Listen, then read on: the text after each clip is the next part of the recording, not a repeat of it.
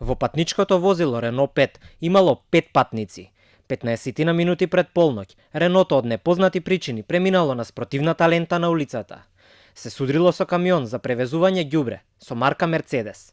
Возилата рано утрината се тргнати од местото на несреќата, но делови и предмети се уште се на асфалтот и сведочат за случката на полноќ. После полноќ, овде, на патот кој води према населбата Драчево, се случи тешката сообраќајна несреќа. Поради пребрзо возење се судриле автомобил Рено и камион за превезување ѓубре, кој што најверојатно се движел кон депонијата Дрисла. На лице место на несреќата починале 3 од патниците, а 2 починале на скопските клиники. Брзата помош и полицијата веднаш пристигнале на местото, кај влезот на населбата Драчево. Лекарите утврдиле смрт кај тројца од петмината патници со Реното. Другите двајца ги однеле во болница, но таму не успеале да ги спасат. Возачот на камионот бил повреден и пренесен во старата градска болница.